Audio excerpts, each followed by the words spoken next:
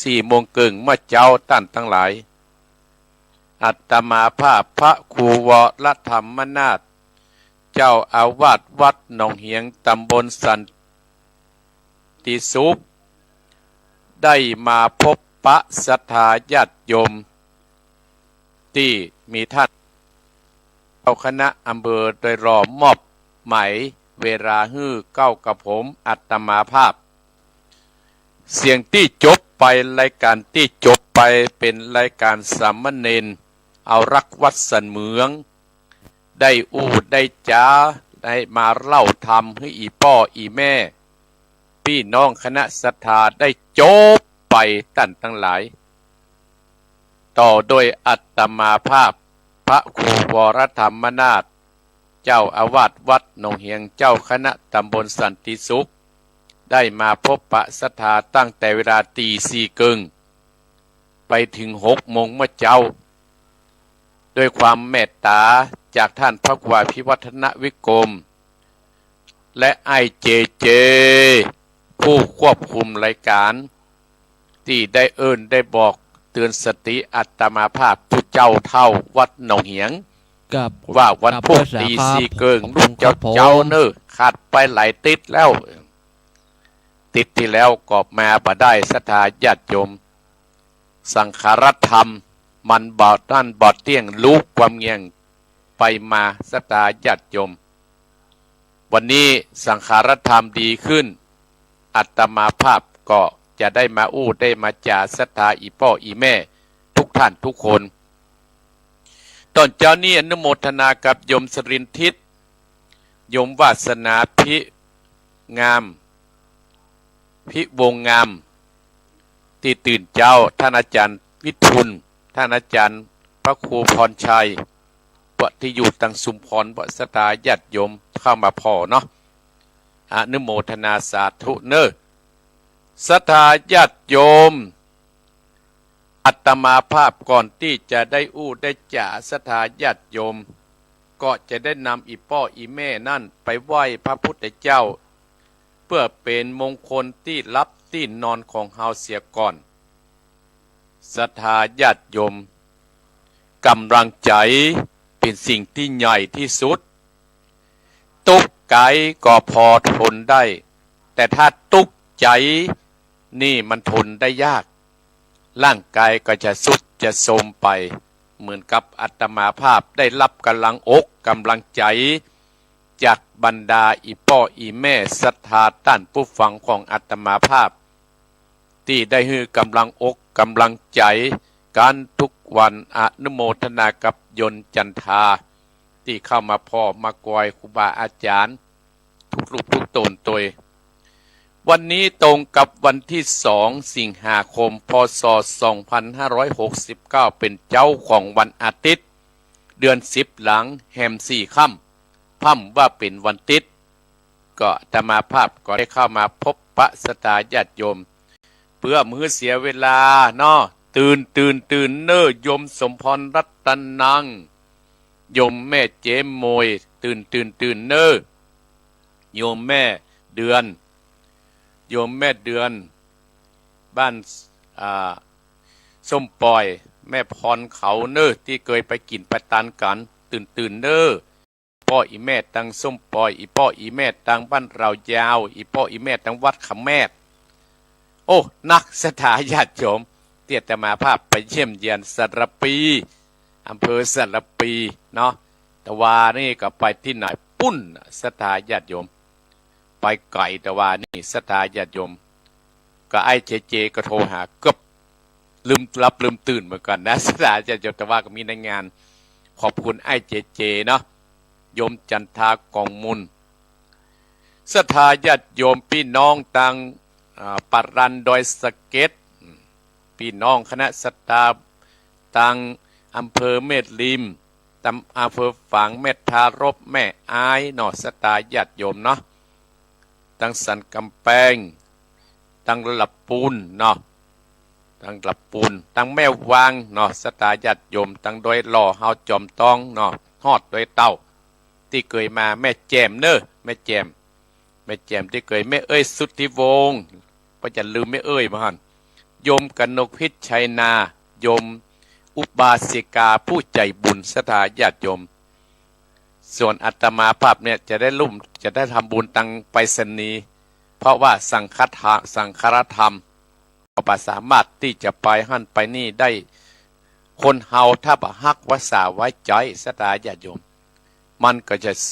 เสื่อมโทรมไปเพราะฉะนั้นอาตมาภาพจิตใจร่างกายเนี่ยที่เราจะต้องรักษาให้ดีเนาะเพื่อให้อีพ่ออีแม่ศรัทธาท่านผู้ฟังทั้งหลายได้มีจิตใจอันเบิกบานได้มีจิตใจอันเข้มแข็งพร้อมร่างกายอันเข้มแข็งที่จะสู้ต่อโรคภาวะโลกปัจจุบันฮ้อนตึงตังในฮ้อนตึงตังนอกศรัทธาญาติโยมอาตมาภาพก็จะเชิญศรัทธาญาติโยมเอาน้ำที่เย็นลดจิตลดใจเฮามันแช่มชื่นขึ้นมาต้นไม้มันจะเหี่ยวเฮาก็เอาน้ำเย็นโหดเข้าไปเน้อโยมกนกพิษชัยนาเน้อเอากราบพระเน้อกราบหนึ่งกราบสองกราบสามอะระหังสัมมาสัมพุทโธภคะวาพุทธังภคะวันตังอภิวาเทมิกราบสวะคาโตภคะวะตาธัมโมธัมมังนัมมัสสามิกราบสุปฏิปันโนภะคะวะโตสาวกสังโฆสังฆังนะมามิกราบนะโมตัสสะภะคะวะโตอะระหะโตสัมมาสัมพุทธัสสะนะโมตัสสะภะคะวะโตอะระหะโตสัมมาสัมพุทธัสสะนะโมตัสสะภะคะวะโตอะระหะโตสัมมาสัมพุทธัสสะ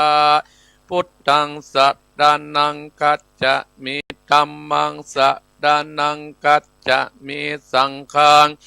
ละนังกัจจะเมโตติยัมปิพุทธังสัตตานังกัจจะเมโตติยัมปิธัมมังสัตตานังกัจจะเมโตติยัมปิสังฆังสัตตานังกัจจะมิตติยัมปิพุทธังสัตตานังกัจจะมิตติยัมปิธัมมังละนังกัจจะมิตติยัมปิสังฆังสัตตานังกัจจะมิอิติปิโสภะคะวะอะระหังสัมมาสัมพุทโธมิจฉาจารณะสัมปันโนสุขโตโรกวิทโตอนุตตโตปุริสัตตัมมัสสัตตติสัทธามนุสัตตังพุทโธภคะวะติสวะคะโตภคะวะตาธัมโมสันติติโกอาการิโกเอเหคัจจิโกโอปะนะยิโกปัจจัตตังเวทิตัปโปวิญโยอิติสุปฏิปันโนภะคะวะโตสาวกสังโฆจงปฏิปันโนภะคะวะโตสาวกสังโฆญาญาปฏิปันโนภะคะวะโตสาวกสังโฆสัมมิเจมปฏิปันโนภะคะวะโตสาวกสังโฆญาติตังจัตตาเรอุนิสสายุกานิอัตตาโพธิสัพพุกะดาเอสสะภะคะวะโตสาวกสังโฆอาหุนายโยทุนนายโยตะกิจนายโยอัญชเตกรานิโยอนุตตรังบุญญาเกตตังโลกัสสาติอิติปิสลืมประหารสมาเนี่ยสาธุสาธุสาธุพระปัญญาปาลามีสัมทิตตาสาธุพระปัญญาปาละมีวัดแวดล้อมบิ ติยะปัตตะมีอ้อมร้อมระวังดีสิดาปัตตะมีบังออกดาบเมตตาปัตตะมีปัปเปตังปืนตันนะปัตตะมีเป็นปืนตั้งต่ออุเบกขาปัตตะมีก็เป็นเวียงสัจจะปัตตะมีแวดระวังดีเป็นไม่เต้าคันตีบารมีกายเป็นออกดาบบังนาไม้และปืนไฟอัติตาดนะปัตตามีปับไปจุแองแกงแรงปับหมู่มานปีสังไปเปรตตุกดับแนงทรณีอัศจรรย์เสือเหมือนปันอยู่กวางน้ำนาตีกวางตอกกวางแตกตีฟองนาดนองนาดนอกเป็นเกาตอกดอกไม้มาปุจจาพระแก่นตายสัตตันปะพุทธังเลยจุงมาไปโปรดจุงมานุญาตโปรดผู้กาดแต่ดีเม็ดนางตอดดนีออกมารีดมวยผมอยู่ติดาดจังไรขาดขงาดสับพ้นดินพ้นนำนาทีลงพระไปก็อับตับเต้าปะยามานเอาอาปุ่นกัวกับยกมือต้นหัวใส่เกาผู้คานี้ชื่อว่าเป็นลูกศิษย์พระพุทธเจ้าตนมีบุญสมปันอันมากพระพุทธเจ้าจริงตั้งพระปัญญาปาดามีไว้เก้าจานตั้งไว้ตั้งหน้ากอดได้เก้าจานตั้งไว้ตั้งหลังกอดได้เก้าจานตั้งแต่หัวถึงตีนกอดได้เก้าจานตั้งแต่ตีนถึงหัวกอดได้เก้าจานเส้นวาดลูกปืนจักมาเสมอเหมือนฝนเส้นอากอดจักบอกมากก็ได้ข้าพเจ้าก็ได้ไว้ว่าพุทธกุฏนังธรรมะกุฏนังสังฆะกุฏนังพุทธอินตาธรรมะอินตาสังฆะอินตาสหับแม่ธรณีอยู่เหนือน้ำอยู่กำแผ่นดินการผู้การนี้ระเนือเกิดเติงถึงคุณพระปิตาคุณพระบรรดาคุณครูบาอาจารย์คุณพระแก้วเจ้าตั้งสามประการคือคุณพระพุทธังคุณพระธรรมังคุณพระสังฆังคุณแดดคุณฝนคุณน้ำคุณลมคุณกุราชเจ้าก็ดีคุณป่าเจ้าตนเผาวัดเนี่ยก็ดีคุณนางอุตราก็ดีคุณป่าปะเจเจ้าก็ดีคุณแม่ทอดัดนี้เจ้าก็ดีจุงมารักษากำนาได้กำลังยังตนตัวเองข้าพเจ้าในยามนี้จิมแดดเตอพุทโธพุทธังรักษาธัมโมธัมมังรักษาสังโฆสังฆังรักษาพุทโธพุทธังอะระหังธัมโมธัมมังอะระหังสังโฆสังฆังอะระหังพุทโธพุทธังกันอาธัมโมธัมมังกันอาสังโฆหังกันอาพุทโธโปกธัมมังปิสังฆังมิตรอายุวันโนสุขังปะลังสาธุสาธุสาธุอมติดสะมังสะดับเตียนกาวัดวาลุกเป็นเปลวไฟสะดีกันใจกูเตียนนี้ปับเมืองปีมาจูดาวเป่าเก้นจิตปับจิตมา101ภาษากูก็ปับได้ตายตื่นฟ้าเดือดหน้าแผ่นดินเก่าดินกูก็เป็นน้ำเก่ากลางกูก็เป็นเม็ดน้ำใหญ่ก็จักออกไปท่วมหัวปีตายไปลินกูก็เป็นดาบเตียนกาปับใจปากูเตียงปักวสังอมสะหาปัตโตมังสวะหายอมเป็ดจรำแผ่นดินดำไหว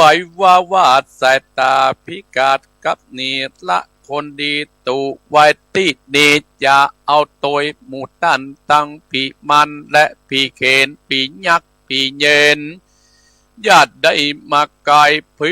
ยักษ์ไหลจุงนีปันตั้งกุมพันยักษ์ไหลอันต้องเตียวหืดหนีไปสวะหายสาธุดุกะลาไปยะอันว่าอันตรายตั้งหลายป ประกันต่างๆนานาเป็นต้นว่าไฟไหม้ก็ดีไปอันเจ็บใครได้เป็นพยาธิอุปัตตวะกังวลอันตรายมักหือคนและสัตว์ได้เจ็บได้ป่วยได้เสียเขาและเสียของเสียเงินเสียทองจากภัยตั้งหลายบัดเนยก็จะถอดตอนไปแล้วตั้งแต่นี้เป็นต้นไปก็หือเจ้ามูลสัตตาผู้ฟังรายการมรดกธรรมวันอาทิตย์เจ้าของสถานีกู้สถานีผู้เป็นเจ้าหอเจ้าเอือนเจ้าบันเจ้าเมืองพร้อมด้วยญาติกาพี่น้องลูกหลานเหลนเต็นเตาจุคนอยู่สุขสบายจุ่มเนื้อและเย็นใจอย่าได้มีภัยอันตรายใดๆอย่าได้มาไกลตั้งแต่นี้เป็นต้นไปขอท่านผู้ฟังจุคนและเจ้าของสถานีจุคนและเจ้าเป็นเจ้าเจ้าเงินและญาติกาพี่น้องลูกหลานเหลนเต็นเตาท่านผู้ฟังคู่คนขอให้มีอายุบ้านยืนยาวมีโจกมีใจมั่งมีตุ่นเต่านั้นจงจักเที่ยงแต่ดีสัพปิติโยวิวัสสันโตสัพพะโลกโควินาศสันโตมาเตภวัตวันตะดายโยสุขีติกายุโกธรรมะอภิวาทนาสิริสะนิจังพุทธปัจจายโนจัตตาโลตัมมาวัฏันติอายุวันโนสุขังพระลังออกกับหนึ่งกับสองกับสาม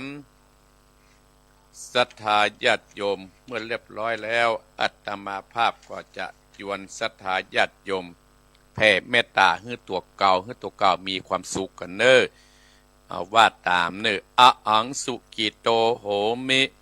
ขอให้ข้าพเจ้ามีความสุขหังนิทุกโขโหมิ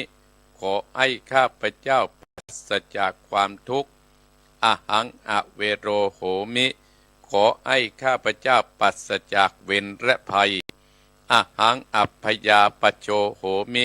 ขอให้ข้าพเจ้าปราศจากอุปสรรคตะไลทั้งปวงอะหังอนีโคโหมิขอให้ข้าพเจ้าปราศจากความทุกข์กายและทุกข์ใจสุขีอัตตนังปฏิหารามิขอให้ข้าพเจ้ามีความสุขกายและสุขใจพ้นจากความทุกข์ทั้งหลายทั้งหมดทั้งสิ้นสัพเพสัตตาอันว่าสัตว์ทั้งหลายที่เป็นเพื่อนเกิดแก่เจ็บตายด้วยการทั้งหมดทั้งสิ้นอเวราหุนตุจงเป็นสุขเป็นเกิดอย่าได้มีเป็นต่อกันและกันเลยอัพพยาปชาหุนตุจงเป็นสุขเถิดอย่าได้พยาบาทและเบียดเบียนซึ่งกันและกันเลยนีคาหุนตุจงเป็นสุขเถิดอย่าได้มีความทุกข์กายและทุกข์ใจเลยสุขีอัตตนังหารันตุจงมีความสุขกายและสุขใจรักษาตนให้รอดพ้นจากทุกข์ไปทั้งหมดทั้งสิ้นเถิดท่านทั้งหลายที่ต้องทุกข์ขอให้พ้นจากทุกข์ท่านทั้งหลายที่ได้สุขแล้วขอให้ได้สุขยิ่งขึ้นไปด้วยการทุกขั้นทุกคนด้วยเถิดเอาละศรัทธาญาติโยมบรรดาพ่ออุ้ยแม่อุ้ยพ่อออกท่านผู้ฟังทั้งหลายทุกท่านทุกคนอาตมาภาพได้จวนอีพ่ออีแม่ศรัทธาท่านผู้ฟังรายการมรดกธรรมวันอาทิตย์ได้เข้าไปไหว้พระพุทธเจ้าได้ไปไหว้พระธรรมเจ้าได้ไปไหว้พระสังฆเจ้าเอาอานิสงส์การไหว้เมื่อเจ้านี่เนาะเพื่อมันปกปักรักษายังอีพ่ออีแม่ศรัทธาท่านผู้ฟังเฮาทุกท่านนึกโมทนากับโยบบัวพันมีพ่อพระหลวงบ่อยตลอดถึงโยมอันนี้โยมเปิ้ลนะอยู่แสนละปีถ้าประพิษเนี่ยเป็นภาษาอังกฤษเนาะอนุโมทนาสาธุโดยศรัทธาญาติโยมอีพ่ออีแม่ท่านผู้ฟังทั้งหลาย เฮาตื่นขึ้นมาเฮามีลมหายใจตื่นขึ้นมากำหัวตัวเก้ากำแกนตาตัวเก้ากำหูดังตัวเก้ากำหูปากตัวเก้ากำหูตัวเก้ากำมือตัวเก้ากำแข้งกำขาตัวเก้าเฮานั้นว่าเฮาเป็นคนที่มีบุญแห่งคนหนึ่งที่ได้หารได้หูได้ยินได้ฟังเนาะโยมแม่อนงเพ็ญศีลโยมแม่สีทรเนาะโยมแม่สาวรักษ์เนาะเฮาว่าเป็นคนมีบุญแล้วนะท่านทั้งหลายคนมีบุญต้องอ่านสตาที่ญาติโยมทั้งหลายที่จะได้หูที่จะได้หารที่จะได้ยินที่จะได้ฟังที่เฮาบ่ได้หูเฮาบ่ได้หารเฮาบ่ได้ยินบ่ได้ฟังแสดงว่าเฮาหมดบุญไปสตาญาติโยมสิ่งที่อีพ่ออีแม่ได้หูได้หารได้ยินได้ฟังเป็นบุญเนอะศรัทธาญาติโยมเขาจัดไว้เป็นบุญเฮาอยู่ไปเฮาก็หูเฮาอยู่ไปเฮาก็หารเฮาไปเฮาก็หูเฮาไปเฮาก็ได้ยินอันนี้เป็นบุญเฮาศรัทธาญาติโยมอาตมาภาพก็ขออนุโมทนาศรัทธาญาติโยมเป็นอุบาสกอุบาสิกาซึ่งวัดหนองเหียงวันนี้ศรัทธาญาติโยมก็ขอขอบพระคุณโยมแวซายบ้านโดยปุย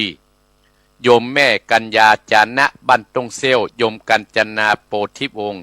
โยมล่าสุมภูกาที่จะได้ไปเข้ากันอบรมอุบาสิกาที่ศูนย์ปฏิบัติธรรมโดยหล่อในวันนี้ไปในนามแทนของวัดหนองเหียงไปร่วมกิจกรรมที่ศูนย์ปฏิบัติธรรมโดยหล่อเพื่อได้จัด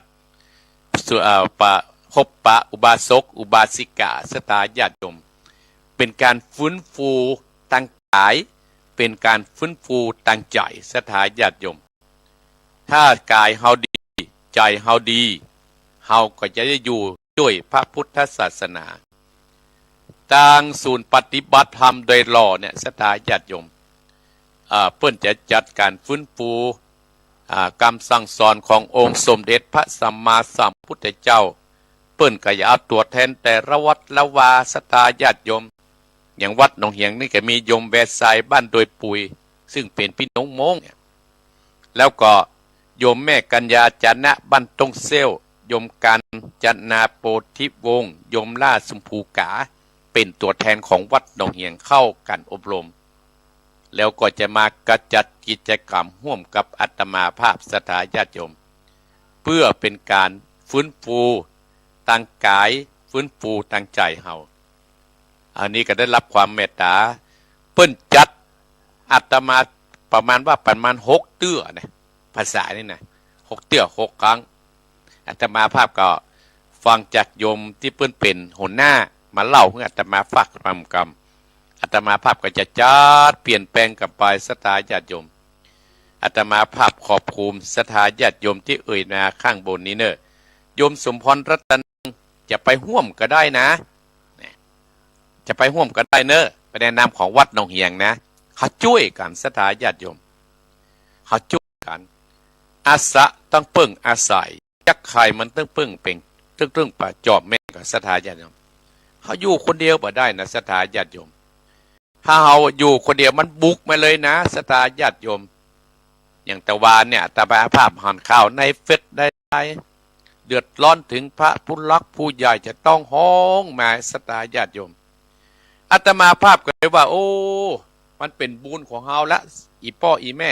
ที่เปิ้นมาหาอาตมาภาพยิ่งช่วงนี้เปิ้นยังมาตานเข้าภาษาอยู่ศรัทธาญาติโยมอย่างวันนั้นอาตมาภาพบ่ได้ออกรายการวิทยุแต่มีคนถามเฮาถามอาตมาภาพพอจังหลังจากเสร็จการลอดเตียนตานเตียน9 วัดงานมันต่อศรัทธาญาติโยม10 นี้อาตมาภาพขอบคุณพี่น้องคณะศรัทธาที่มาร่วมกันโดยเฉพาะโรงเรียนบ้านสันติสุขโรงเรียนใหม่หนองหอยตลอดโรงผู้สูงอายุตำบลสันติสุขศรัทธาประชาชนในตำบลสันติสุขโอ้หลายที่ศรัทธาต่างบ้านต่างจองที่มาแห่งศรัทธาญาติโยมเป็นประวัติการที่ตำบลสันติสุขคนนักนะที่คนนักนะตั้งแต่อาตมาภาพอยู่สันติสุขเนี่ยหันว่าที่เพิ่นมาสร้างบุญสร้างกุศล เป็นแสงสว่างนำตังในชีวิตและครอบครัวของเฮาที่จัดที่วัดหนองเหียงศรัทธาญาติโยมเริ่มแรกการจัดนั่นศรัทธาเป็นการลุ่มลุกคุกคานเหมือนกันเหนื่อยเหมือนกันศรัทธาญาติโยมเนาะโอ้ถ้างานออกมาสำเร็จแล้วอีแม่อานงเพียรศรีเนอร์แม่สีทรโอ้ออกมาจบไปพลังที่หาอิดอ่อนนะที่หาอิดอ่อนนะหายไปได้พลังกายพลังใจเพิ่มขึ้นได้รับความติดสมจากท่านก็นายอำเภอและท่านสสนักศรัทธาญาติโยมเป็นประวัติการขอบคุณพี่น้องคณะศรัทธาบ้านสันติสุขขอบคุณคณะศรัทธาวัดหนองเหียงทุกหลังคาเรือนบ้านสันติสุขเฮา2 หมู่บ้านบ้านปี้บ้านน้อง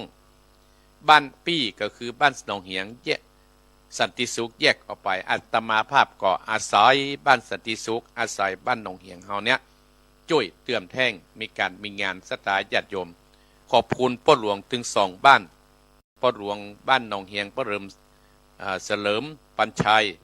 และพ่อหลวงวิทย์แก้วกุลา2 พ่อหลวงช่วยกันศรัทธาญาติโยมก็ขอเป็นบุญเป็นกุศลกำจุอุดหนุนศรัทธาบ้านหนองเหียงบ้านสันติสุขเฮาที่งานสำเร็จไปโอกาสหน้านั้นเฮาก็จะได้ทำงานร่วมกันต่อไปจนกว่าชีวิตเฮานี้จะไม่ศรัทธาญาติโยมเนาะศรัทธาญาติโยมวันนี้ก่อนที่จะได้นำหลักธรรมะคำสั่งสอนการหลักธรรมการครองคนสังฆะวัตถุสีมาอู้จ่าฮือศรัทธาวันนี้ก็จะทำขุมบุญมาติดฮือศรัทธาเป็นธรรมสอนจะตี5แล้วนะศรัทธาญาติโยมถึงวันศรัทธาญาติโยมโอ้ข่าวมีแค่ข่าวยุ่งก็เลยเอาเรื่องที่มันยุ่งกันเนี่ยศรัทธาญาติโยมอีป้อยแมวมาจากที่ไหนอาตมาภาพเล่าให้ศรัทธาฟังนะเล่าให้ศรัทธาฟังจะไปจับผิดนะศรัทธาญาติโยมเล่าให้ศรัทธาฟังว่าเรื่องที่ปัจจุบันเนี่ยที่มันเดือดร้อนกันเพราะอะไรอย่างเพราะเฮายุ่งเองเนี่ยเรื่องที่อาตมาภาพที่มันเดือดร้อนกันทุกวี่ทุกวันออกเฟซออกไลน์กันเนี่ยศรัทธาญาติโยมเปิ้นบอกว่าเพราะเฮายุ่งเองเนี่ยเรื่องที่อาตมาจะเล่าให้ศรัทธาฟังโยมสมพรรัตนแล้วก็โยมเดือนแม่เดือน โยมแม่อนงตื่นแล้วฮะโยมแม่สีทรตื่นแล้วฮะโยมแม่สาวรักมาแล้วฮะโยมวาสนากับมาแล้วฮะดอกเอาศรัทธาญาติโยมเพราะเฮายุ่งเองทุกวันนี้ไม่ว่าเฮาจะหันหน้าไปทางไหนที่ได้ยินบ่อยที่สุดก็คือคำว่ายุ่งอย่างมายุ่งแตะยุ่งว่าศรัทธาญาติโยมเฮาไปอู้กับเจ้าให้เจ้านาเขาก็จะบ่นอู้ว่ายุ่งฝนบ่ตกข้าวกล้าจะแห้งไตปุ๋ยมันกะแพงในคุณเนี่ยขูดรีดเอาดอกเบี้ยเข้าถูกกดเอาราคาขายบ่ออกเนี่ยถ้าไปอู้กับเจ้าให้เจ้านานะไปอู้กับหมู่เจ้าสวนลำไยก็ว่าโอ้ยุ่งแตะยุ่งว่าเนี่ยปุ๋ยมันกะแพงในทุนมันขูดรีดดอกเบี้ยเข้าก็ถูกกดราคาขายบ่ออกเนี่ยจมกันศรัทธาญาติโยมเรื่องนี้เป็นชื่นชื่อว่าเรายุ่งเองถ้าไปอู้กับนักการเมืองก็ได้ยินคำว่ายุ่งถูกชาวบ้านเนี่ยเลี่ยไรเนี่ยไปอู้เนี่ยถูกชาวบ้านเนี่ยเลี่ยไรเหมาะเนี่ยศรัทธาญาติโยมโอ้ถูกชาวบ้านเนี่ยเลี่ยไรอยากเป็นรัฐมนตรีก็เป็นมาได้ทั้งที่มีพรรคพวกนักเงินที่ว่าจะได้มาทำโครงการพิเศษเจ้านาก็ช่วยเจ้านาก็ไปได้นักการเมืองก็จะบ่นกันเนี่ยศรัทธาญาติโยมถ้ารับหลังนะศรัทธาญาติโยมอีพ่ออีแม่ท่านผู้ฟังทั้งหลายก็จะไปโจมตีก็จะไปโจมตีลับหลังศรัทธาญาติโยมจะไปโจมตีหมู่เดียวกันลับหลังศรัทธาญาติโยมเสียงอาจจะรบกวนเนอะเพราะว่าพฤติหลักกลางศรัทธาญาติโยมเหมือนแต้เนาะ ตีไปได้ลดลับถ้าไปลับอีก พฤติหลักกลางศรัทธามันอาจจะกรบกวนอีพ่ออีแม่เข้าหูดังเปี้ยงเปียงเนอะเนาะศรัทธาญาติโยมเนาะโอ้ศรัทธาญาติโยมเพราะว่าเฮายุ่งเองมันถึงเดือดร้อนในที่สุด แม้คนจะไปหาตุหาเจ้าก็ดีจะได้ยินครับโอ้ยุ่งแต่ยุ่งว่ากรรมการประโกงเงินวัดห้องสร้างวิหารสร้างวิวบทมา10 ปีก็สร้างบัดแล้วเนี่ยพระลูกวัดตีกันหัวล่างตั้งแตกเนี่ยพระพุทธรูปวัดถูกขโมยไปเนี่ยอันเนี้ยศรัทธาญาติโยมมันจะเป็นเดือดร้อนกันทั่วบ้านทั่วเมืองนับตั้งแต่ภายในครอบครัวถึงระดับโลกนะศรัทธาญาติโยมจะมีแต่เรื่องยุ่งเพราะฉะนั้นเพื่อเลยตัดบอกว่าองค์สมเด็จพระสัมมาสัมพุทธเจ้าถึงตัดว่าเพราะเฮายุ่งเองมันถึงเป็นเรื่องศรัทธายุ่งเองยุ่งตั้งใจยุ่งตั้งกายศรัทธาญาติโยมคนเฮานะถ้าไปเขียนแบบเขียนแปลนให้อยู่ตามร่องตามห้องตามเฮามันตามไปตามนี้มันศรัทธาขีดไปตามเส้นตามลายมันอัตมาภาพมันตึงบ่ยุ่งบางคนเขาเป็นละอ่อนเป็นนี่เขาเป็นย่อยศรัทธาบางคนเป็นทางแถวก็เขาเป็นย่อยคนตั้งหน้าข้ามหัวไปข้ามป่อข้ามแม่ข้ามผู้รักผู้ย่อยไปเนี่ยว่าเฮาไปยุ่งมันถึงเดือดร้อนซะได้ถ้าประเตวไปตามพออโมทะศรัทธาญาติโยมหมดโซ่มาเนาะเปิ้นยังมีหัวหน้าศรัทธาญาติโยมเนาะถ้าหัวหน้าจัดการกับลูกน้องกับลุมประเดี๋ยวมันไม่ยังอ่านศรัทธาเพราะเฮายุ่งเองแต่ถ้าเฮาหมู่เฮาพิจารณาคิดดูดีว่าเราจะโลกนี้มันยุ่งเพราะอย่างหยังเขาเป็นของเขาอยู่อย่างนี้ตั้งแต่นายเต็มนามาสิ่งที่มีชีวิตทั้งหลายบอกว่าพืชก็ดีสัตว์ก็ดีหรือคนก็ดีเกิดมาแล้วก็ยังก็ต้องแก่ต้องเจ็บต้องตายของเขาอยู่อย่างนั้นถ้าขัดแย้งไปเบียดเบียนเข็นฆ่าอยู่อย่างนั้นสัตว์โลกสัตว์ใหญ่กินสัตว์เล็กกินสัตว์ใหญ่ชาตินี้ชาติใหญ่ๆกับเบียดเบียนชาติที่มันน้อยๆหรือว่าคนใหญ่มาเบียดเบียนละอ่อนศรัทธาญาติโยมกระทำลายเหมือนกันมาองค์สมเด็จพระสัมมาสัมพุทธเจ้าร้วนจะอุทิศเพื่อให้โลกนี้สงบสุขศรัทธาญาติโยม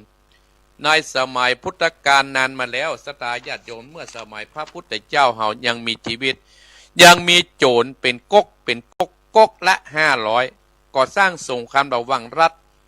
พระญาติของพระองค์เองยังพระเจ้าวิทุลกะเข็นฆ่าแบบล้างโคตรท่านทั้งหลายจะหันพระเยซูนะเมื่อก่อนก็ยิ่งถูกหมู่ศัตรูจับมือไปเป็นไม้ข้างเห็นเลยจนสิ้นพายุเนี่ยท่านทั้งหลายพอกึดเอาเถอะมันเป็นบุพกรรมขึ้นโดยเป็นของเขาอยู่อย่างนั้นเพราะฉะนั้นหมู่เฮาท่านทั้งหลายถ้าหากเป็นฝ่ายยุ่งและเขาพระมากฎเกณฑ์อ้างว่าคนนั้นจะต้องเป็นอย่างนี้คนนี้จะต้องเป็นอย่างนั้นสังคมจะต้องเป็นอย่างนี้โลกจะต้องเป็นอย่างนั้นเนี่ยมันลำบากศรัทธาญาติโยมเพราะฉะนั้นเราต้องเคารพกฎเกณฑ์ของธรรมถ้าเราบอกเคารพกฎเกณฑ์ของธรรมศรัทธาญาติโยมเราจะอยู่ด้วยกันยากเนี่ยอาตมาภาพก็เลยเอาสังฆะวัตถุ4ลักธรรมในการครองคนสังฆะวัตถุ4หรือว่าลักธรรมการครองคนคือเราต้องครองทั้งจิตทั้งใจอีพ่ออีแม่เนาะโยมทองคำทิวงคำมีอันอย่างหนึ่งก็คือทานการฮื้อด้วยความเต็มใจ2เฮาต้องมีปิยวาจาการเจรจาด้วยคำไพเราะ3อัตถจริยาทำสิ่งที่เป็นประโยชน์4สมานตาวางตัวเหมาะสมวางตัวเฮาเนี่ยให้เหมาะสมกับที่เฮาได้รับมาศรัทธาญาติโยมอย่างวันนี้อาตมาภาพเนี่ยได้รับความเมตตาจากโยมแวสายโดยปุยบ้านโดยปุยพี่น้องมงโยมแม่ยากัญจนะบ้านตงเซลเพิ่งก็ได้สละเวลาร่วมกับโยมกัญจนาโพธิวงศ์โยมราชสมภูกาจะได้เป็นตัวแทนของวัดหนองเหียนเข้ากันอบรมอุบาสกอุบาสิกาหลายเตื้อศรัทธาญาติโยมบ่ใจต่อกันนะไปเมื่อเช้าเมื่อสักบ่ายโมงอาตมาภาพก็จะไปฮับมาศรัทธาญาติโยมเพื่ออย่างเฮาอยู่ร่วมกันถ้าจะฮื้อตุเจ้าไปกุฏิกูตางเนี่ยเพิ่นก็ ศูนย์ปฏิบัติธรรมโดยรอหาเพิ่นจัดนี่แล้วเพิ่นก็จะได้มาส่งเสริมวัดนั้นๆที่ร่วมกิจกรรมศรัทธาญาติโยมมื้อนี้เพิ่นก็นี่ก็เป็นตัวแทนของวัดหนองเหียงยมแวชายวัดบ้านโดยปุยได้โยมแม่ยากันจานะเนี่ยบ้านตงเซี่ยวโยมกัญจนาเขานี่โยมล่าเขานี่แม่ล่าเขานี่เป็นตัวแทนของศรัทธาวัดหนองเหียงโอกาสหน้าอาตมาภาพก็จะวนไปขอเมตตาศรัทธาในบ้านเฮาแฮมคน2 คนขึ้นไปร่วมกิจกรรมเหมือนกับเฮาเนี่ยศรัทธาญาติโยมเพิ่นเอาเฮาไปอบรมเอาเฮาไปอู้ไปจ๋าแล้วมันก็จะตกถึงวัดเฮาเนี่ยศรัทธาญาติโยมวัดก็ได้ถึงหมู่เลยแล้วก็ศรัทธาก็ได้ความหูศรัทธาญาติโยมบางคนเฮาไปขอบ่ปล่อยหรอเนี่ยศรัทธาญาติโยมได้อยู่กับบ้านเฮาน่ะแล้วเวลาเพิ่นมาทำน่ะหาถึงว่าแล้ว แน่จับผิดคนเหล่านี้น่ะศรัทธาญาติโยมจะบ่ต้องเอามาเป็นเปื้อนคนเหล่านี้เฮาบ่ต้องเอามาฟังถ้าหามาเป็นเปื้อนถ้าเอามาฟังเนี่ยศรัทธาญาติโยมวัดนั้นก็ถึงบ่เจริญวัดหนองเหียงมีก็อีพ่ออีแม่ต้านผู้ฟังจะถามมันก็หนึ่งเดียวกันแน่ศรัทธาญาติโยมกินข้าว3 มื้อเหมือนกันบางคนก็อิจฉาเปิ้นว่าฮินี้ไอ้คนที่โดนว่ากระท้อถอยไปศรัทธาญาติโยมเพราะฉะนั้นอาตมาภาพพยายามจะจวนศรัทธาให้มีจิตใจเพิ่มพลังขึ้นโยมทันวราธรนอกแก้วให้ประตานเตียนกันเนาะโยมอันนี้เพิ่นเป็นพยาบาลปุ้นลานแน่ศรัทธาญาติโยมการที่เฮาฮื้อกำลังใจกันในศรัทธาญาติโยมเฮาจะไปท้อเนอะอีพ่ออีแม่ศรัทธาเตี้ยแต่มาภาพไปขอเนี่ยศรัทธาญาติโยมเปิ้นก็มีเมตตามีน้ำจิตน้ำใจให้อาตมาภาพแล้วก็โพลกระตกกับคนหลายนะศรัทธาญาติโยมแถมส่วนหนึ่งก็ขอบคุณนะแม่ทองการทัตตาเนี่ยเพิ่นยังแบ่งที่ดินให้วัดแห่ง70 ตารางเมตรศรัทธาญาติโยมที่เอาไว้ขว้างใบไม้เค็ดเฮาวัดหนองเหียงเดี๋ยวศรัทธาญาติโยมจะแปลงห้องน้ำเนี่ยมันมีที่กว้างเพิ่นก็ให้เมตตาอาตมาภาพกำลังจะเซาะปัจจัยเพื่อไปแก้น้ำกาแฟบ้านเพิ่นอยู่ 70 ตารางเมตรศรัทธาญาติโยมกว้างเหมือนกันเนอะถ้าไปให้ไปเดียวเฮายังแปลงตูบได้นะได้ความเมตตาครอบครัวก็ขอขอบคุณครอบครัวฐานัตตาครอบครัวโพธิวงศ์นี่เพิ่นให้เมตตากับวัดหนองเหียงเนาะก็ให้บุญกรรมบุญจูเนี่ยศรัทธาญาติโยมก็จะว่าขายจะว่าซื้อก็บ่จ่ายก็เฮาก็มีน้ำจิตน้ำใจให้เพิ่นแต่มาภาพก็ขยายที่ดินไป70 ตารางเพื่อเป็นเอาไว้ที่ทิ้งใบไม้เอาใบไม้ในวัดเอาไปกองแล้วก็อย่าเผาศรัทธาญาติโยมตั้งในวัดก็มีที่เผาก็เที่ยวเผาตั้งส่วนตั้งปูนศรัทธาญาติโยมเขาจะไปแปลงห้องน้ำเพื่อคนพิการเหมาะศรัทธาญาติโยมก็เลยขอเมตตาจากที่ก็เลยจะศรัทธาญาติโยมภายจะร่วมบุญกับ70 ตารางเมตรก็ร่วมกับอาตมาภาพได้ขยายที่ไปได้แปลงกับแปลงเรียบร้อยแล้วแปลงคอกขี้ใบไม้เรียบร้อยแล้วถ้ามันแห้งเฮาก็จะเผาเนี่ยมันมีที่เผาศรัทธาซื้อที่ไร่ถนนก็ปล่อยได้หมดโลดนักเวลาละอ่อนเอาถูรถพ่วงใบไม้ไปวันนั้นก็เกือบจนละอ่อนซะได้ก็ได้ตัดสินใจประขอเมตตาแม่ทองตานัตตาหรือแม่ทองโพธิวงศ์ศรัทธาญาติโยมก็ภัยจะร่วมกับอาตมาภาพก็ตารางเมตรเนี่ยมันจะตารางวานะตารางเมตร70 ตารางเมตรที่เพิ่นเมตตาอาตมาคิดว่าถ้าได้ก็จะไปมอบเพิ่นก็ประมาณตารางเมตรละ200 บาทศรัทธาญาติโยมไปซื้อที่ดินขยายเขตนี่นะอันนี้ส่งถึงครอบครัวเฮานะศรัทธาญาติตกถึงลูกถึงหลานนะตกถึงลูกถึงหลานนะศรัทธาญาติโยมเพราะฉะนั้นไผที่ฟังรายการมรดกธรรมวันติดเนี่ยไผจะร่วมทำบุญอาตมาภาพก็มื้อ1ก็โทร082 885 7225 082 885 7225ปัจจัยจะเอาเตื้อศรัทธาจะเอาตาลพุ่นกฐินมาที่7 พฤศจิกาพุ่น ได้กฐินแล้วก็ให้เพิ่นบ่ได้แล้วนะก็จะหันที่ว่าศรัทธาโยมแวบ้านโดยปุยโยมแม่ยากันจานะเนี่ยโยมกาญจนาโพธิวงศ์โยมราชสุมภูกาที่จะไปเข้ากันอบรมเนี่ยแล้วเพิ่นก็จัดกฐินให้วัดแต่ละวัดศรัทธาญาติโยมที่ไปร่วมกิจกรรมนี้ได้พ่องละ เปิ้นบ่มีสตางค์เปิ้นก็ไปร่วมกิจกรรมเนี่ยศรัทธาญาติโยมเอาเอาแหงเอาความคิดไปร่วมก็ไปของเปิ้นเนี่ยเปิ้นจึงเข้าใจศรัทธาญาติโยมเนาะโยมศรีพันธ์เนี่ยอนุโมทนาสาธุเนอตานก็คือการฮื้อด้วยความเต็มใจตานนี่นะโดยการฮื้อด้วยความเต็มใจศรัทธาญาติโยมเฮาเนี่ยอย่างด้วยความเต็มใจในอีพ่ออีแม่โอ้มันม่วนท่านตะวันชัยกีแรตานในการฮื้อด้วยความเต็มใจ2ปิยวาจาเจรจาด้วยคำไพเราะเนี่ยตามาหับไปกับแม่ทองเนี่ยเจรจาด้วยวาจาไปหรอโอ้ไม่แม่ทองมันก็มีจ่อยศรัทธาญาติโยมโอ้อีดูตุอีดูพระการอีดูตุอีดูพระเนี่ยมันได้บุญนักเลยศรัทธาญาติโยมอีดูตุอีดูพระนะอีดูพระอีดูพระใครโทรมาฮะ219ยังได้บอกทุกโทรนะโทรกับโทรได้กันเนอะอุ้ยฮัลโหลเจริญพรว่าจะได้พระสาเจ้าท่านพระคุณเจ้าหายแม่ไข่แก้ววงคำเลยฮับแม่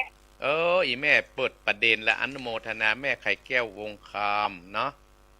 แม่ไข่แก้ววงคำแม่ไข่แก้ววงคำเจ้าอนุโมทนาด้วยแม่เนอ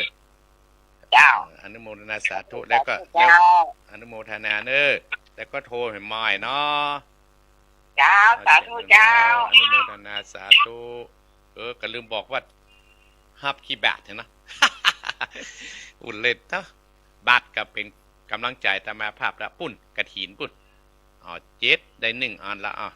อาขี่200กับ200ได้200ละศรัทธาญาติโยมอนุโมทนาสาธุอัฏฐปิยวาจาเจรจาด้วยกันความไพเราะเนี่ยที่จะมาภาพเบื้องต้นกี่อัฏฐจริยาทำสิ่งที่เป็นประโยชน์ศรัทธาญาติโยมสมานัตตาวางตัวให้เหมาะสมการที่เฮาวางตัวให้เหมาะสมในศรัทธาญาติโยมรับรองว่าอีพ่ออีแม่บ้านเมืองมันดึงมาเดือดร้อนเนาะศรัทธาญาติโยม5:10 นาทีแล้วเนอะศรัทธาญาติโยมขอบคุณไอ้เจนะวันนี้จะทำขุมบุญนะเอาขุมบุญมาเต้นให้ศรัทธาญาติโยมอีพ่ออีแม่ฟังวันนี้เอาขุมบุญเนาะมักกะทายกพงอยู่กรุงเทพก็ช่วยเนอะ70 ตารางเมตรกันนะมักกะทาอนุโมทนาสาธุโดยแม่ไข่แก้ววงคำบรรลัยปิงเนี่ยศรัทธาญาติโยมได้ร่วมงานแต่มาภาพวันที่7 พฤศจิกาก็ถ้า270 ตารางเมตรก็เอา70ไปคูณเนอะศรัทธาญาติโยมเนอะอาตมายกขึ้นเพิ่นหมดเลยแต่เพิ่นบ่ได้บอกราคานะ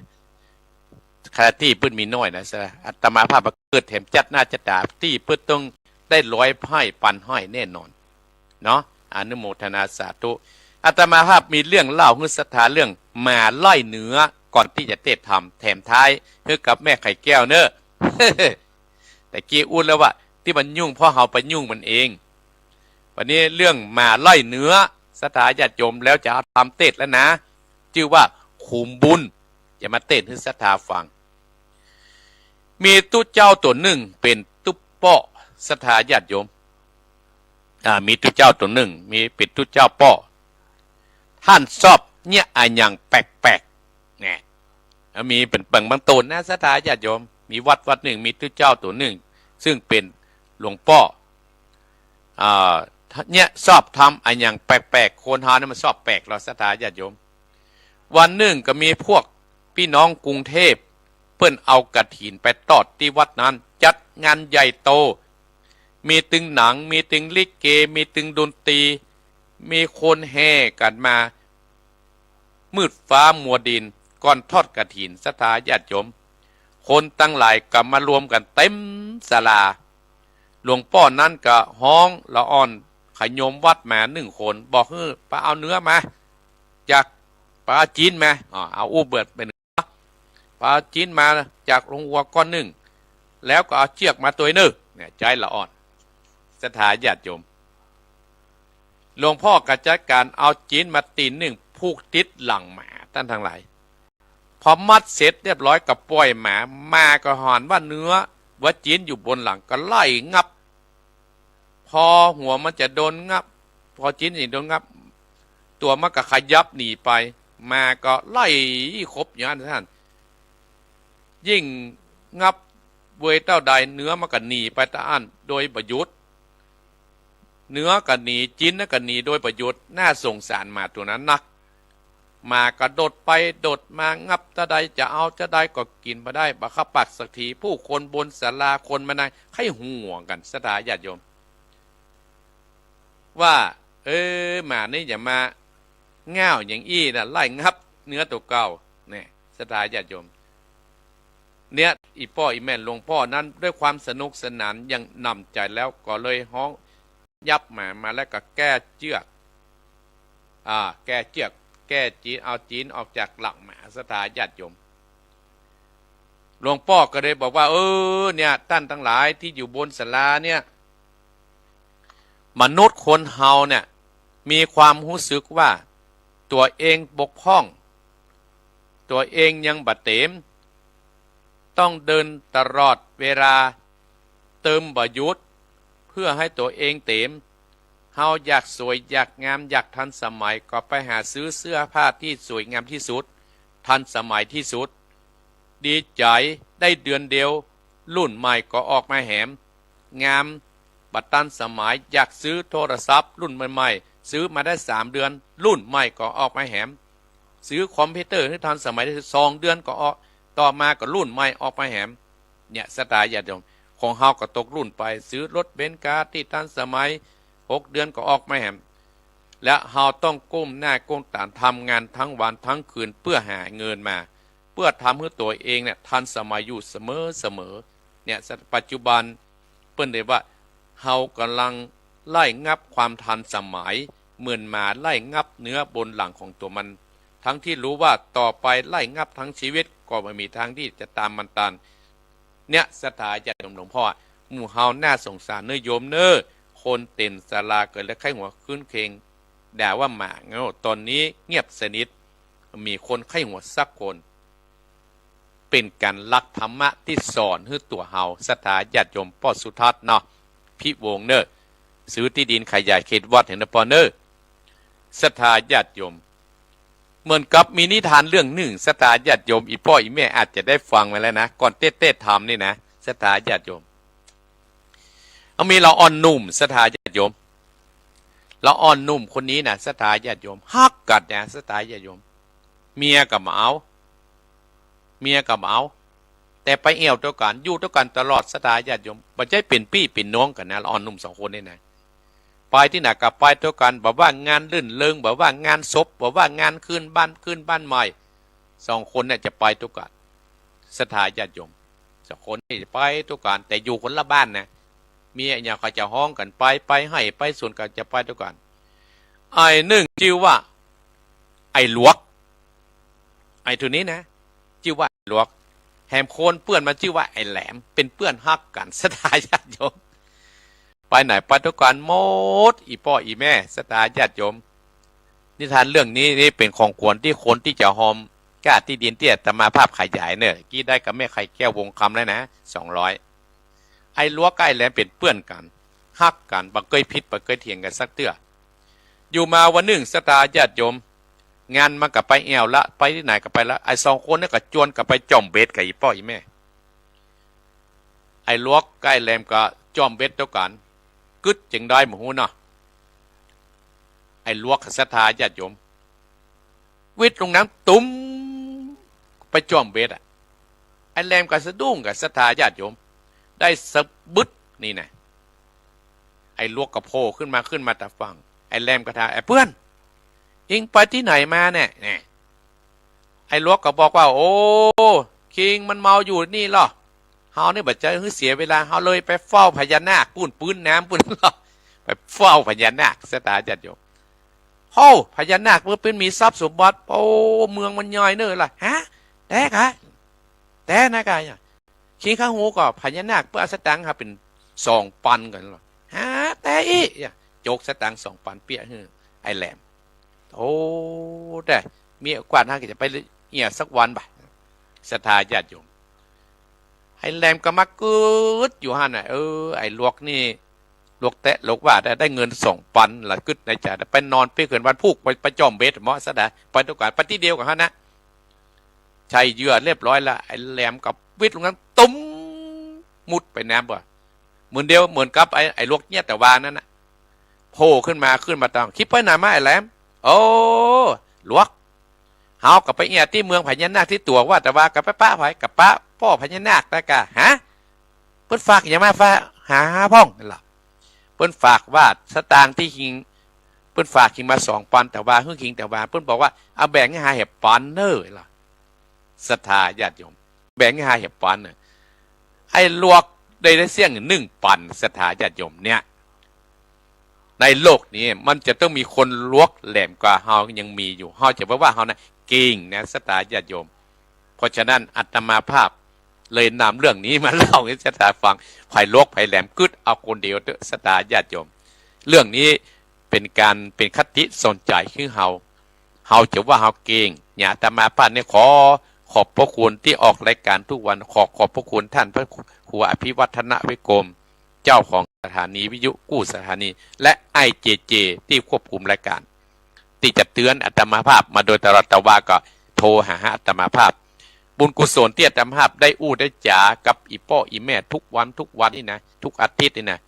ขอเป็นบุญกุศลคุ้มครองรักษาท่านผู้ฟังเจ้าของสถานีและผู้ควบคุมรายการด้วยเนอเอาละ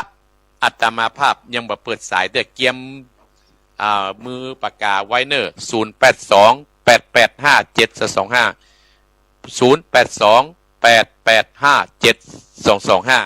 เต็ดทำจบแล้วก็จะเปิดสายให้ศรัทธาแล้วอาตมาภาพจบรายการก็จะไปบิณฑบาตเพราะเจ้าแม่นกพิทองจาสมศรีใจบุญมาแล้วเอาเด้อฟังธรรมเนอเบื่อมือเสียเวลาเนาะนะโมตัสสะภะคะวะโตอะระหะโตสัมมาสัมพุทธัสสะสุโขปุญญัสสะอุจจโยติสัตตะโอดุราโสตุจันนาสะโพธิสัตว์ตั้งหลายตั้งยิ่งใจเท่าแก่ตั้งป่อแม่เอาอามุลาสตาจุคนท่านเป็นพ่อเวนน้อยนานครูบาอาจารย์พร้อมนาได้ประการนะนั่งฟาดาฟังพุทธวจานังคำสอนของพระพุทธเจ้าตั้งสตานีวิทยโยขึ้นสีขาวกันมามีแต่เรื่องสืบซ้อนกันมาบ่เสื่อมสนกำว่าบุญหูกันพร้อมนาพ่อกาแม่กาอยู่ในกาดในลีตาสีตาสาเข้าใจกันหมดยังป่อหมู่เปิ้นมีเงินก็เป็นป้อเลี้ยงเม็ดเลี้ยงกินตันพระปากกาตินสร้างบทวิหารสร้างสื่อที่ดินแห่อมกว่าแห่หัวตันโหร้องโพศกก็ประกาศก้องเจือนร่วมทำบุญนะสืบศาสนาการจุดโนนอาปัจจัยตนก่อสร้างบุญเต้าอันสนันไปตัวบ้านตัวเมืองพระองค์เจ้านุ่งห่มเหลืองเมื่อได้ฝืดฟังพบแป่งก่อสร้างศรัทธากอบบอดได้ห่างลางเรื่องการทำบุญอย่างวันนี้เป็นต้นวัดหนองเอียงก็ได้ขยายที่ดิน70 ตารางเมตรก็บอดได้ขาดได้เกินกับบัดนี้ก็ไม่มีแม่ไข่แก้วพวงคำก็ได้มาร่วมทำบุญสร้างมหากุศล1 ตารางเมตรไปแล้วอาตมาก็จากได้บรรยายจากได้ขยายปุ้นแผ่กว้างเพราะว่าบุตรนอนมันบ่มีราศีเป็นของดีมีกาบหากาปอดได้แสวงไว้กับตนกับตัวบุญบ่ได้มืดมัวกันหยาบใจบาบ่เป็นบาปอะตามจิตใจงามบ่ได้มืดได้บอดบุญนั้นเล่าก็มาสดใสเปิดจากมนตินองค์พระพุทธ เจ้าเก่าว่าบุญเต้านั้นก็เป็นเนื้อซอยอยากได้เครื่องสำละกายว่าจะจิตใจผ่องแผ้วบุญกุศลก็ได้เป็นได้สาระสร้างแห่งความดีความงามและนาท่านตั้งหลายบุญนั้นเกิดด้วยศรัทธา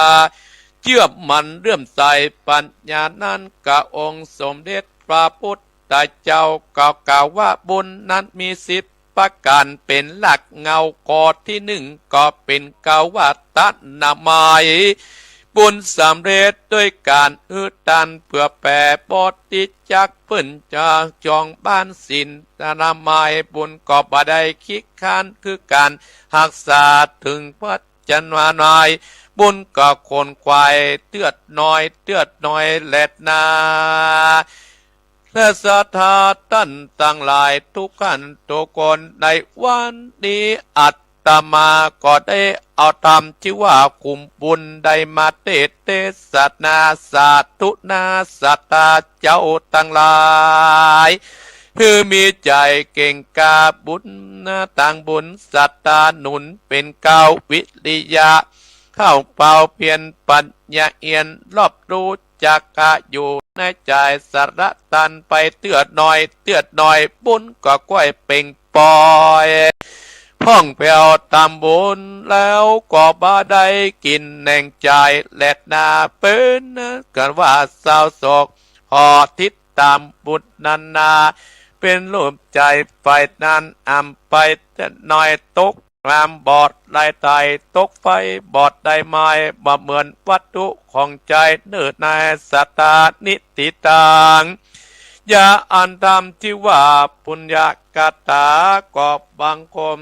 สมเลสาเดชเอาละสตาญาติโยมขอแห้งปฏิติขันชั่วโมงแล้วสตาญาติโยมนะแต่ก่อนนี้อยู่2 ชั่วโมง3 ชั่วโมงอยู่ได้นะสตาญาติโยมอย่างอีพ่ออีแม่ว่าโอ้ท่านยังบัดจัดตั้งแต่ตี 3ยันถึง6 โมงอ่ะอีพ่ออีแม่เขาฟังมันม่วนดีนะแต่อีพ่อม่วนอัตมาภาพเสียงหายเนี่ยสตาญาติโยมหลังจากเขาจัดรายการนี่นะโอ้บัดเกี่ยวข้างงานและเสียงบอกให้ออกแล้วนะอัตมาภาพว่าอันนี้จังทุกขังอนัตตานะสตาญาติโยมมันเป็นเรื่องธรรมดาเนาะสตาญาติโยมเนาะ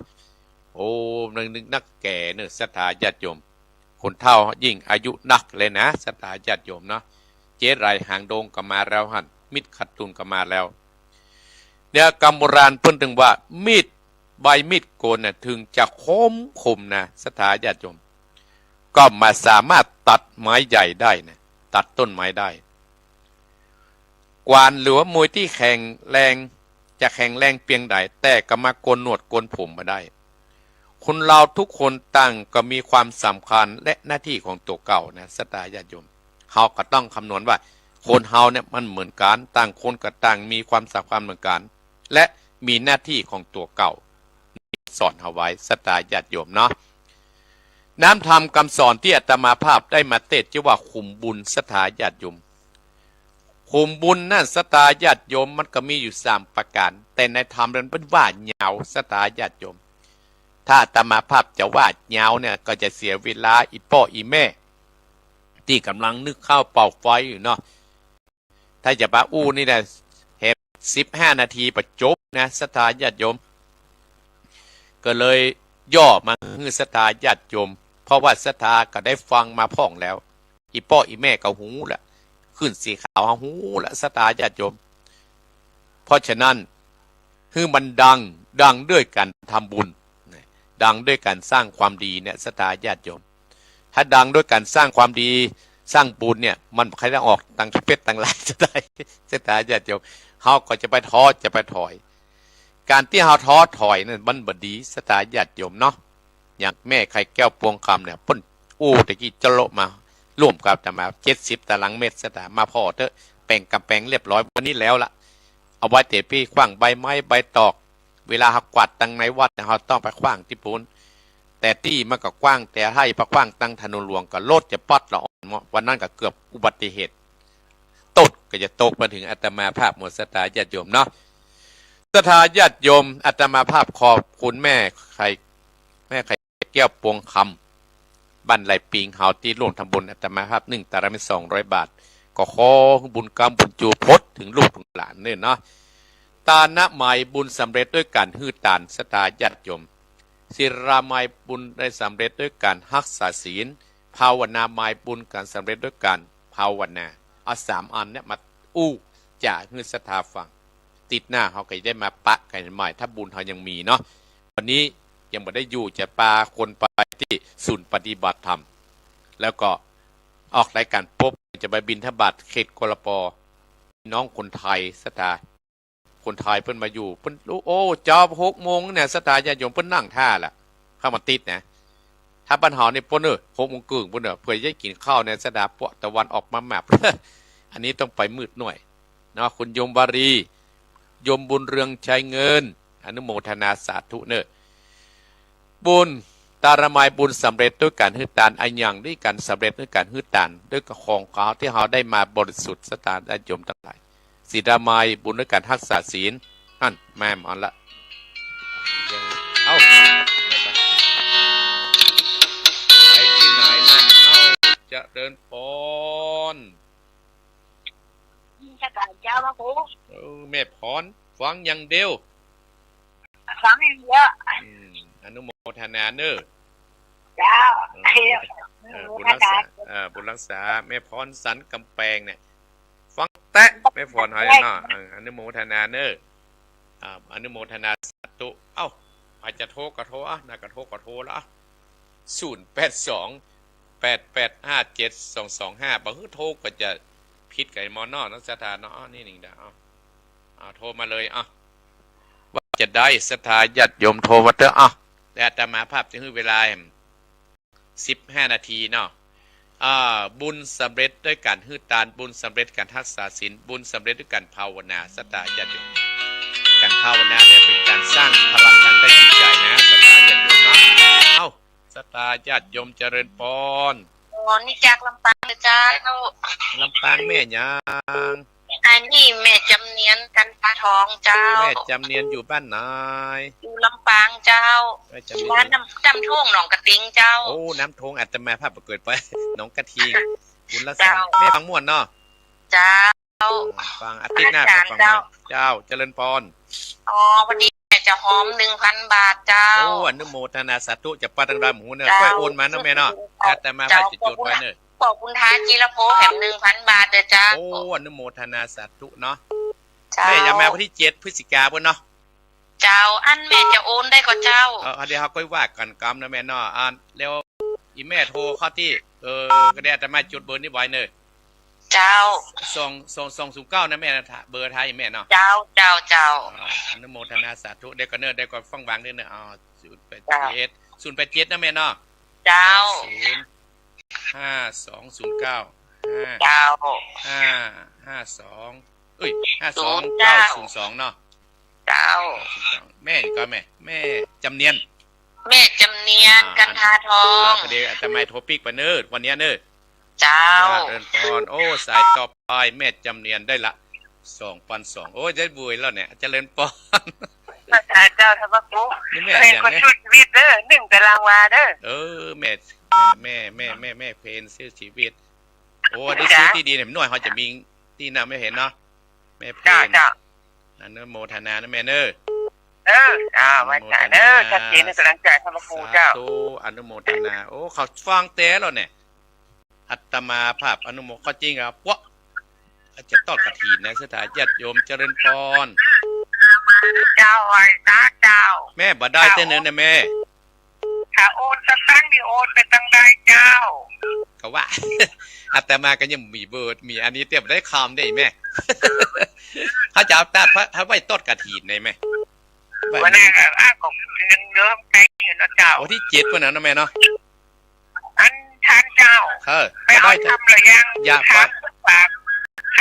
กคนก็ว่าไปไว้อันที่วัดแต่วันที่ก็เดียวถ้าปลาซูมจะปะจะถามเพิ่นได้แม่เนอะไม่น้อยเนอะลองโทรถามทานเรายายโทรถามเลยต้องตื่นแล้วมันเพิ่นก็บ่ได้เพิ่นบ่ได้บอกไว้แม่เนอะ ได้ถามเนอะหน้ากากฝากก็ได้เดินซ้ายแล้วนี่ยายก็ถามฟังเลยอนุโมทนาก็เดี๋ยวเขาจะถามขึ้นนะแม่เนาะแน่นอนเนอะวันนี้ประชุมนี่จะเอื้นไปนะแม่เนอะ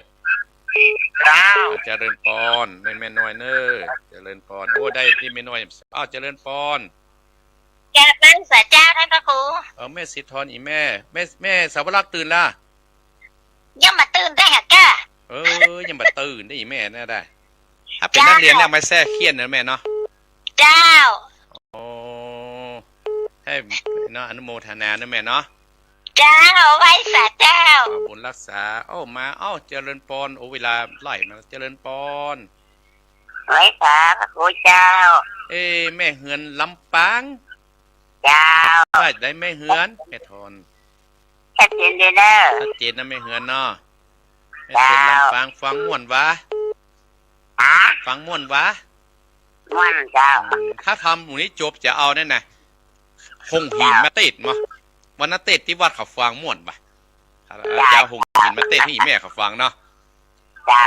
ม่วนกันเนื้อแต่มาเล่นเจริญปอนเจริญปอนเจริญปอนไว้ท่านเจ้าท่านพระครูแม่บัวลอยบ้านสุขพ่ออีแม่บัวลอยอำเภอแม่ถอยเจ้าแม่บัวลอยว่าอีแม่สบายดีน้ำท่วมเหรอแม่บัดท่วมเจ้าบ้านอีแม่ของมันสูงเจ้าสูงเนาะวันนี้วันติดเนาะแม่เกิดวันอาทิตย์แต่บัดตรงวันที่4ท่านพระครูเฮ้ยดีละวันติดทำนักจะได้นักไหวนักจะได้หลายเจ้าอีแม่ใครขออนุโมทนาบุญเด้ออนุโมทนาสาธุนะแม่เด้อ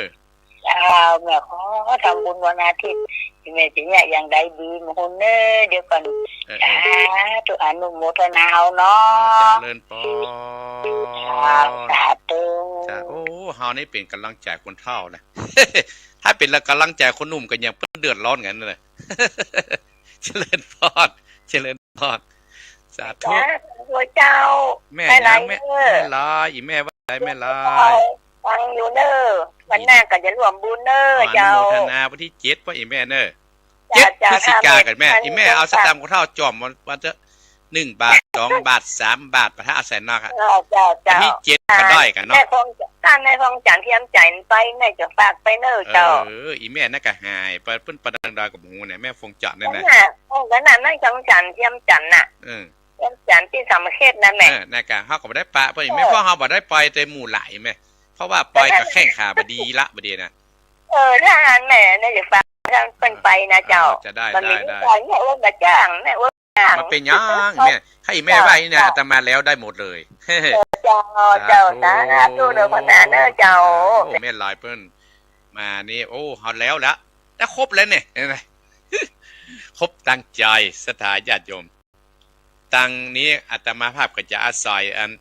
โยมแม่แวโดยปุยโยมแม่ยากัญจนะน่ะโยมกัญจนาโพธิวงศ์โยมล่าชมพูกาเนี่ยที่ไปเริ่มต้นวันนี้16 เตื้อกันนะที่ไข่ปลาอุลมเนี่ยศรัทธาญาติโยมก็จะขอเขาติ๊กๆเดือนละเตื้อกะ2 เตื้อกะและขอบคุณที่เปิ้นรับจ้างและเปิ้นสละงานแต่มาภาพก็มีส่วนที่เขาได้ขยายการที่ขยายเนี่ยศรัทธาญาติโยมดีกับมาแคบนะขยายคือความกว้างขึ้นที่เป็นประโยชน์กว้างขึ้นที่เป็นประโยชน์ศรัทธาญาติโยมใครจะโทรอาจารย์อาตมาภาพ0828857225ได้ยมชุการลอดพยนต์ลำปางโมทนาสาธุปอนเจ้าแม่แดงเจ้าฟังอย่างเด้อเจ้าแม่แดงฟังอยู่อนุโมทนาสาธุเนอะโยมแม่แดงอนุโมทนาสาธุเนอะเจ้าโยมแม่แดงแม่วางอยู่วะนึกว่าหายแซบนะแม่แดงดีแล้วขอถึงฟังอาตมาภาพก็ยินดีตัวเนาะก็จะมาตลอดจะพยายามมาตลอดนะศรัทธาญาติโยมแต่มันจะตลอดด้วยอนิจจังทุกขังอนัตตาหรือเปล่าก็ไม่รู้นะศรัทธาญาติโยม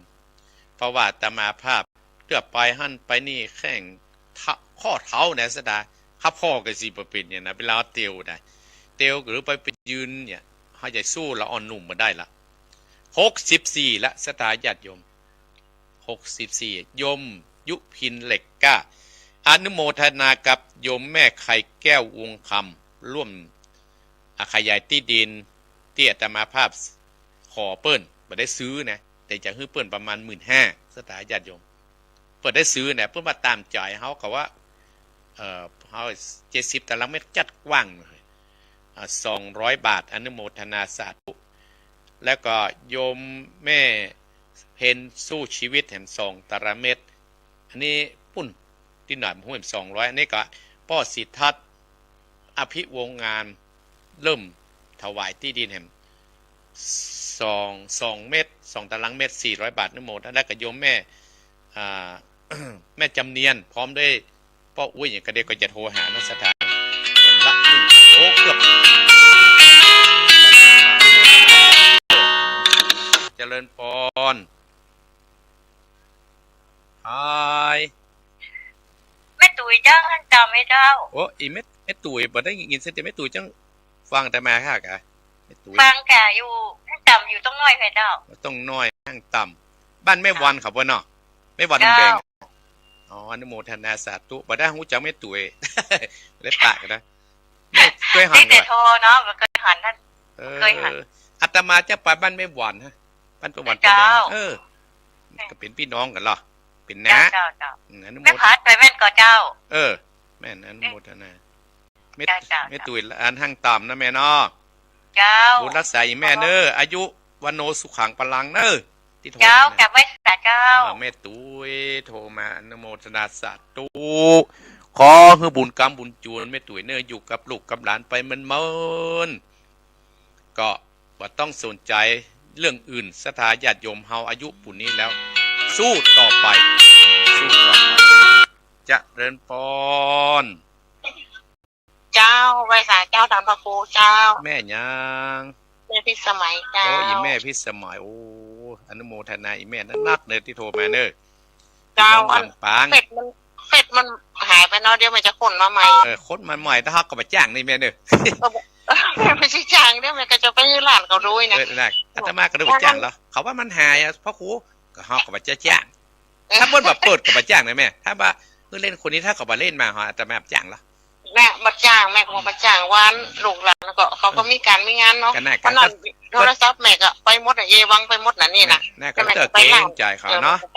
เจ้าแล้วอันเปิดทำบุญเนี่ยก็เจ้านั่นน่ะอาตมาภาพขยายที่ดินเอาไว้ขว้างใบไม้แม่70 ตารางเมตร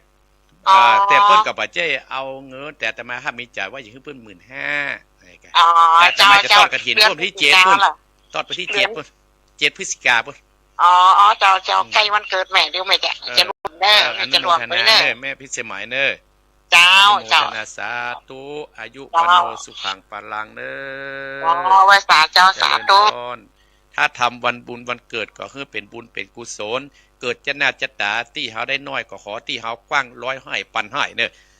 อาตมาภาพนี้สร้างฮือกับวัดนี่นะโอ้สถาญาติโยมสมัยก่อนนี่อาตมาภาพถึงบอกว่าท่านพระครูพิวัฒนากฎตื้อมันลืมเพื่อนเต้นน่ะวัดหนองเหียงในสถาญาติโยมมันจะมีอย่างสมัยก่อนก็อาตมาภาพจัดรายการเทศธรรมมรดกธรรมว่าไอควันฟ้าดำได้ตี้2 งานนี่ก็หาเนาะสมัยก่อนได้300,000โป้หมื่นเงินเป็นล้านนะคนนี่โหหนองเหียงมหันคนนักเสือปุตโตอกตกใจสถาญาติโยมสมัยก่อนมีแม่อุ้ยคนหนึ่งเพื่อห้องเพลงหรอกคนนักแต่นั้นสมัยก่อนจะเริญปอนไปสาเจ้าพระครูแม่ฟังอยู่เนอะ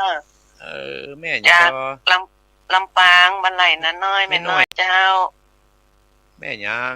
แม่น้อยอุตุดีบันไหลนะน้อยเจ้าลำปางเจ้าดีอุตุดีอนุโมทนาแม่เนอเจ้าวันนี้แม่จะหอมบุญตัวเนอเป็นยังแม่ใครแม่อู้อีแม่อาตมาครับม่วนละเจ้าแม่ทำบุญตัวที่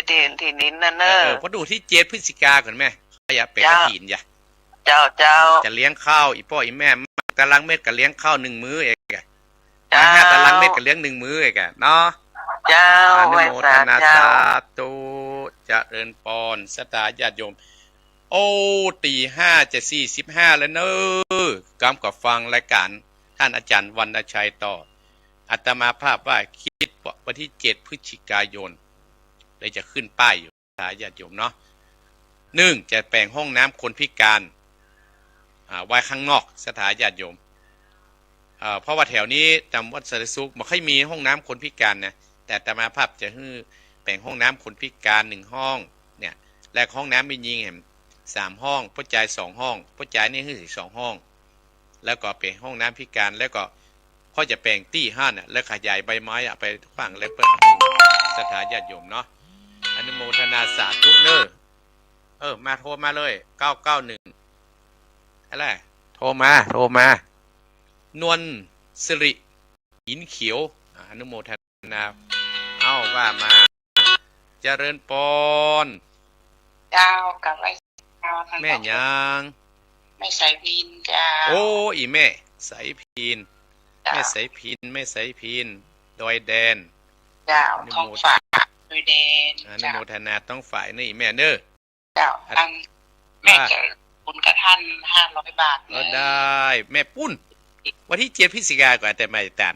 ง่ายดิอ๋อจ้าที่7 พฤศจิกายนเข้าค่ำกี่เดือน4 เดือนก็ประเดี๋ยวนี้ได้พ่อป้าตี้ฮื้ออย่างแม่เฮาบ่ฮื้อเปิ้นก็ดูกันลอยเนาะเจ้าเปิ้นดีเหมือนกันเนาะเปิ้นมีน้ำใจมากเปิ้นมีน้ำใจเนาะขอบคุณแม่สายพินเด้อเจ้ากำเดียวถ้ามีโอกาสไปทางนั้นก็จะไปถวายท่านเลยนะนะโมทนาสาธุนะแม่เด้อเจ้าเป็นกำลังใจท่านเจ้าโอ้แม่สายพินดั้งเดิมอาตมาภาพเนาะโทษเพิ่นดึงบ่ลืมอาตมาภาพก็ตึงบ่ลืมน้อยปุ่นสถานญาติโยมไปตังดอยหลังถ้ำปุ่นอนุโมทนากับแม่จำเนียนแม่ไข่แก้วแม่เพนคนชู้ชีวิตนี่หมอเก้าเจริญปอนอยู่เจ้านมัสการค่ะแม่อยู่ไหนลำปางเจ้าแม่ยังแม่กอนอุมาเจ้าแม่กอนอุมาบ้านอะไรอย่างแม่กอนอุมาบ้านนิคมเจ้านิคมกะอ๋ออนุโมทนาแม่เน้อฟังเด้อวันติดทุกติดเน้อจ้าสวัสดีค่ะอนุโมทนาสาเจริญพรแม่กอนอุมาเจริญพรเอาว่าแม่น้อยกัดนัดว่าจะได้รอบ2อันหอมมันดิน200นะเจ้าอนุโมทนาสาธุแล้วก็หอมน้ำ100บาทคุณพระพุทธพระธรรมพระสงฆ์เลยเจ้าก่อนวันที่28 สิงหาคมนี่เจ้าเพราะวันเกิดไม่น้อยวันที่28 สิงหาคมนะเจ้าไหว้สาเจ้าจะเริญพรแม่น้อยคนใจบุญเนาะสถานญาติโยมคนเฒ่าเนาะก็อนุโมทนาสาธุเน้อ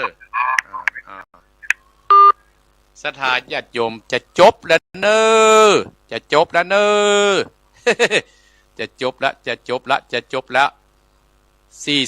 แล้วเน้อให้เจอันท่านอาจารย์วรรณชัยนั่งแล้วกันเนี่ยโอ้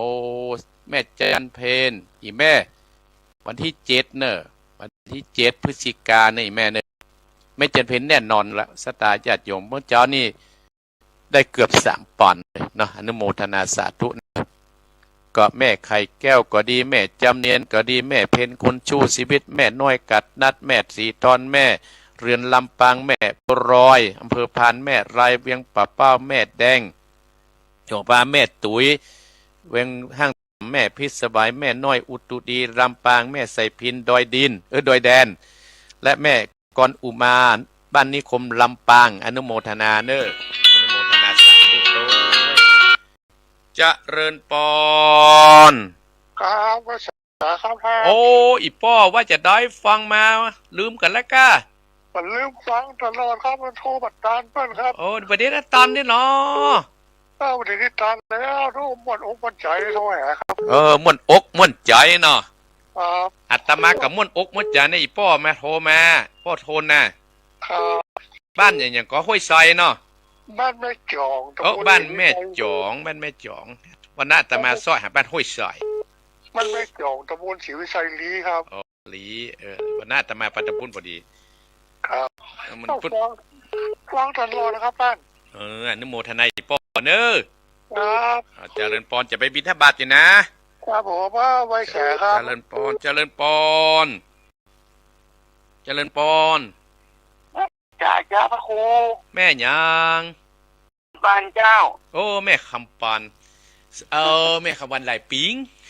เจ้าเมื่อแล้วไม่ได้ว่าพระครูโอ้อีแม่เขาก็ว่าอีแม่ปะติ้นก็เฮา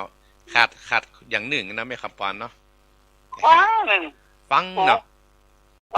เขาก่ายให้แม่ครับว่าแม่เป็นแม่ปุยจังใดฮะเร็วพอก็แม่สารดิมปิงแค่นั้นแต่แกแม่ยักกันอย่าถึงวันเนี่ยอยู่บ้านแม่ยังพระครูอยู่บ้านไปไหนโอ้มีคนเลี้ยงหรอสบายไหมมีคนเลี้ยงละลูกสาวน่ากับสมัยก่อนเขาเลี้ยงเขาเนาะน่ากะมาเป็นก็ยังหน่วยกันอันนั้นมุนใดแม่กับปอนเด้อจ้าว่าจ้าพระคุณจ้าบุญรักษาอีแม่เจ้าเก่าเจ้าเดิมเอ้าสถาอาตมาภาพจะลาแล้วนะจะลาแล้วปิดละปิดละเนอ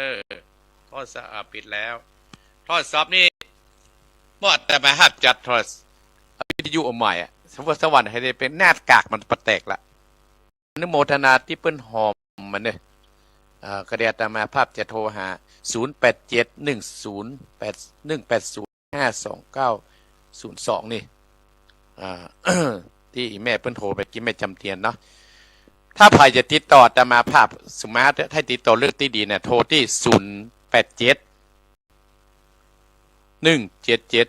0871774446อันนี้ติดต่อเรื่องที่ดีนะสถานญาติโยมแต่ที่อาตมาภาพออกรายการห้ามโทรเนี่ยโทรได้ตั้งละอาตมาภาพออกจากรายการแล้ว0871774469อ้ำกำเนาะอีแม่จำเนียนได้จำว่า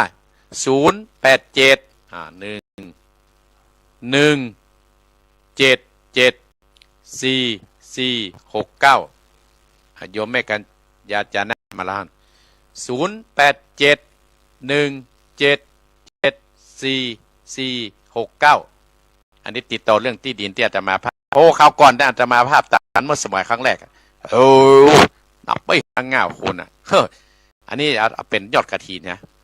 เขาจะได้เลี้ยงข้าวเลี้ยงน้ำก่อนที่เขาอาจจะวันก่อนก็ได้ สถานญาติโยมเนาะหรือยาตันเมื่อตอนน่ะตันเมื่อตอนสำหรับผู้ฟังแต่มาภาพเนาะตานกี่ข้อต่อเขาตานสถานญาติโยมแล้วให้ฟังเต้ให้พูงเอกเอาอันนี้ส่งมันเนาะลองพ่อก่อนเนาะเอาอีพ่ออีแม่เอาแม่จำเนียนเป็นประธานใหญ่แล้วหมูนี่ ให้เต้ทำพื้นเมืองให้พูงเอกแล้วกี่ข้อต่อแล้วตันก็ได้เพื่อเป็นตันกระถินมันเสี่ยงก่อนเนาะเอาละสถานญาติโยมอีพ่ออีแม่ท่านผู้ฟังทั้งหลายอาตมาได้ได้จ่ามาขอบคุณไอ้เจเนี่ยขอบคุณท่านพี่ข้าวขวดพี่วัฒนาพิโกมเนอและสถานีกู้สถานีเนอที่ปิดเกี้ยวปิดกุลกับวัดหนองเหียงเนอคือบุญความบุญจวดอาตมาภาพเนี่ยอย่างก็เป็นอานิสงส์กับกายมาเป็นกอบแก้ข่อยคำมาอำสั่งพิษาอย่างตนตัวของคณะสตาร์ท่านผู้ฟังทุกคนและเจ้าของสถานีและผู้คุมรายการไอ้เจตัวเนอสมดังคาถาบดีขององค์สรีพระสัมมาสัมพุทธเจ้าตัดเทศนาเป็นภาษาบาลีว่าจยสิทธิท่านังฟังโสติปะกยังสุขังเป็นโนจินโพคังลืมไปไม่จยสิทธิท่านังลาพังโสติปะกยังสุขังเป็นโนจักโพคังบุติจยสวาสัตตวันสันจะชีวสิทธิภวันตุเตสัพพิทิโยอิวัสสันตุสัพพะโลโกอินัสสันตุมาเต็มตรายโยสุขีติกายุโกพระอภิวาทนะสีริสะนิจังพุทธาปจายโนจัตตารโรตัมมาวัฏันติอายุวันโนสุขังพลังเนอ